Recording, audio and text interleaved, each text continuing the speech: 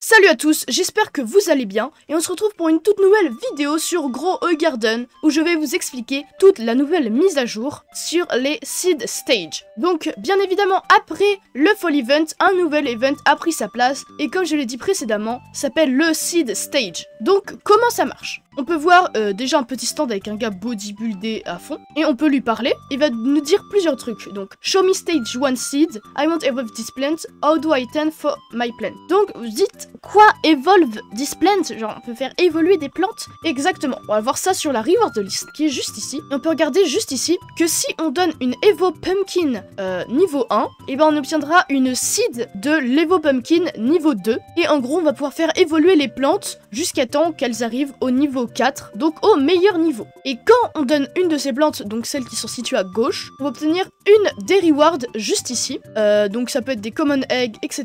Mais je vais vous dire plus en détail ce qu'on peut gagner après. Donc par exemple, j'ai celle-là. Donc celui-là, c'est une Evo Blueberry de niveau 1. Et j'ai plusieurs mutations dessus. On peut lui faire I want to evolve this plant. Il va me donner 2 common eggs et une seed de Evo Blueberry niveau 2. Et du coup, par exemple, ce que je peux faire, c'est que je peux planter cette Evo Blueberry juste ici. Et déjà, à un moment donné, il y a un truc qui va apparaître. Je sais pas si vous allez voir. Là, voilà, juste ici. Nous aurons la vitesse de grossissement de la plante et le boost de taille. Donc, le boost, donc la growth speed, ça va se marquer quand on met des watering cans et des basic sprinklers. Donc ça, c'est juste une information pour nous aider. Donc là, on peut voir qu'on peut mettre, c'est jusqu'à 100%, je crois. Après, on peut pas aller plus. Donc on voit qu'elle grandit la plante. Et une nouvelle nouveauté, comme on dit. On peut prendre par exemple des fruits, voilà, je prends des fruits au hasard, qui ont déjà des mutations. Et vous pouvez le voir comme ça, on a une petite Sunbulb Météorique Choquette Sandried. Et si vous approchez la plante, vous allez voir qu'on peut la tend Evo Blueberry 2. Donc si on le fait, et bah ça va augmenter la taille de la Blueberry. Donc c'est passé de 1 à 1,04. Et on peut faire ça avec chaque truc. Donc là par exemple, en plus, la plante a absorbé la mutation Burnt. Parce que maintenant, elles peuvent absorber les mutations des fruits qu'on donne, ce qui est vraiment incroyable je trouve. Du coup on peut faire ça avec tous les fruits et ça peut avoir une taille énorme, donc là ça a pris Windstruck, ce qui est vraiment pas mal. Du coup on peut un peu évoluer les plantes, ce qui est tout nouveau sur Grow a Garden. Et comme je l'ai dit précédemment, si on donne des fruits évolués, et ben on peut obtenir des rewards en fonction de leur niveau. Donc si on donne des fruits de niveau 1, on tiendra l'acide niveau 2 et un de ces rewards, donc Small Toy, Basic Sprinkler, Event Lantern, Harvest Tool, un truc assez simple qu'on a dans le Gear Shop. Au stage 2, déjà là ça commence à être pas mal. Nous avons, si on donne un fruit niveau 2, on obtient une seed niveau 3 et soit 3 less, donc qui permet de faire suivre les pets pendant 10 secondes, soit 2 Godly Sprinkler, soit un Master Sprinkler, soit un Pet Name Reroller pour changer le nom de vos pets, soit 3 Silver Fertilizer, un de Rare Egg, un Legendary Egg et le meilleur, le Gardener Seed Pack. Donc le Gardener Seed Pack qui est juste ici et que je vais vous dire tout de suite ce qu'il y a dedans. Et en vrai c'est vraiment pas mal je trouve. Donc qu'est-ce qu'on a à l'intérieur? Donc pour le radis, donc c'est un single harvest, nous avons une valeur de base de 40 000 chicots je crois, ce qui est assez fou je trouve. Si nous avons la Blue Raspberry, donc qui est un peu comme la Blueberry, et elle a une valeur de base de 86 000 en multi-harvest, c'est tout simplement énorme. Après moi je prends des infos de partout, et je sais pas si c'est vraiment la valeur de base, mais si c'est la valeur de base, c'est vraiment pas mal. Ensuite, nous avons la Hornet Melon, je n'ai pas trouvé. Tout de même, je pense qu'elle est meilleure. Comme la Haki. La Haki, je sais pas, la Dispawn, on n'a pas d'infos dessus pour l'instant. Par contre, on a les infos sur la Urshin Plant à 4,35%. Donc, elle aura une valeur de début de 122 000. Ce sera une multi-harvest, donc c'est vraiment pas mal. Ça peut faire l'équivalent d'un Bonne Blossom ou d'un Candy Blossom. Je trouve ça assez cheaté. Ensuite, nous avons le Stage 3. Donc, si on donne un fruit niveau 3, on obtient une seed niveau 4, et du coup c'est le dernier stage. Nous avons soit 3 Gardener Seed Pack, donc comme vu précédemment, soit un Grand Master Sprinkler, soit une Level Up Lollipop, soit 2 Mythical Egg, soit un Bug Egg, soit un Jungle Egg, que je vais vous parler dans quelques instants, et soit un exotique Gardener Seed Pack, donc ceux de base qu'on peut acheter juste dans le shop, juste ici. Là ils sont encore sur le Fall Seed Pack, mais vous allez voir, c'est franchement pas mal. Donc déjà les pourcentages des meilleures plantes ont été augmentés passant de 4,35% à 9%, et on a 0,45% de chance d'avoir un seed pack Rainbow. Donc par exemple on peut avoir la Urshin Plant en Rainbow. C'est vraiment pas mal du tout. Et nous avons le plus important, le Jungle Egg, juste ici. Donc on l'a en reward et nous l'avons aussi dans le Pet Shop Egg.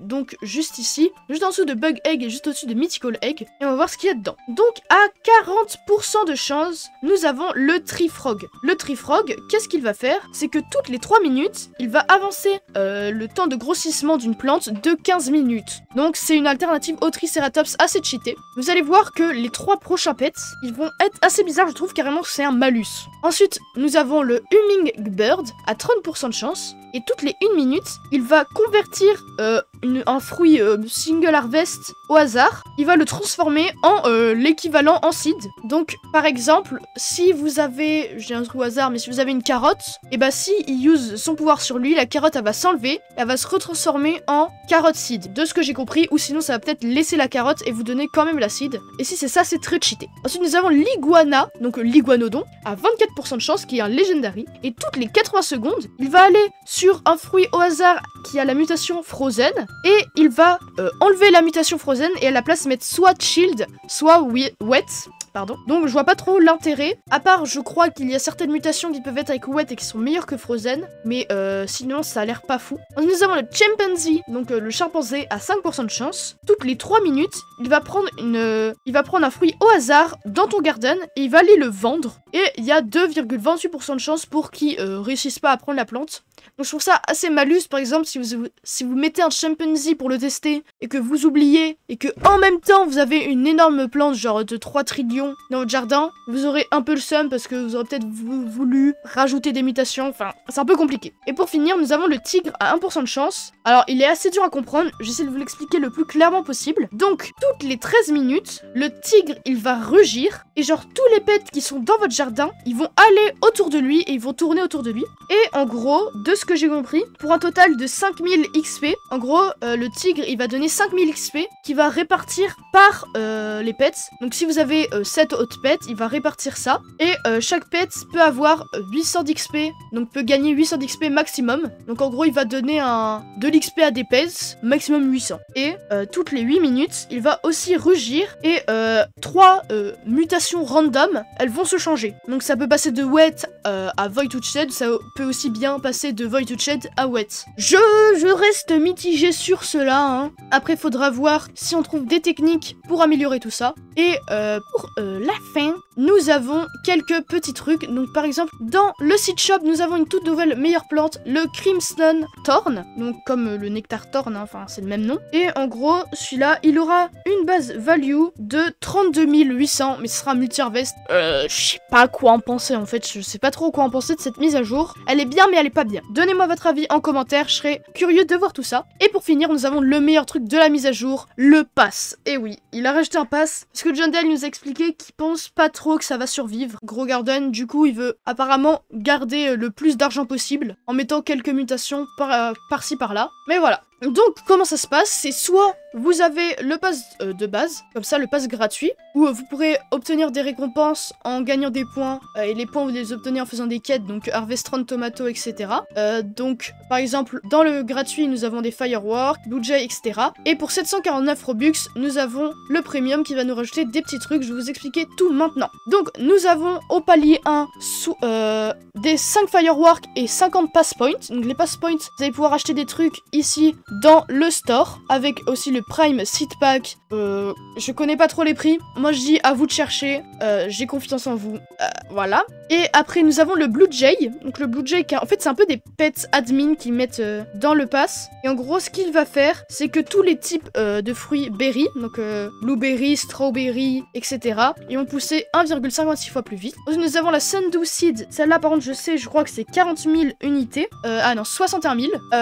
Et après, on a aussi la Sundew Seed en x3. Ensuite, nous avons le Prime Seed Pack montré précédemment avec plein de nouveaux fruits. Et ou sinon, nous avons le Exotic Prime Seed Pack. Nous avons Computer Monitor Golden Radio, Uncommon Egg, Rare Egg avec des points, Prime Crate, Black Bat Flower Seed, soit un Leaf Blower, soit 50 de points, ou un Reclaimer, Grandmaster Sprinkler, 50 points, des Watering Can et des points, Mondromberry Seed, des points. En fait, on a énormément de points qui vont nous servir à acheter des trucs dans le store. On a des petits cosmétiques, Et les trucs les plus importants, nous avons la Firefly, donc qu'on connaît, et en premium, nous avons la Giant Firefly. Donc je trouve le concept est assez fun. Et qu'est-ce qu'elle va faire? C'est très simple, c'est que toutes les 428 secondes, c'est un peu moins de 5 minutes, il y a 12,46% de chance pour qu'un fruit au hasard devienne Shocked. Donc il y a la mutation Shocked qui est un x100, qui est extrêmement bien. Ensuite, le prochain, c'est le Silver Dragonfly. Donc en gros, au lieu de mettre la mutation Golden un fruit, toutes les 8 minutes, elle va mettre un fruit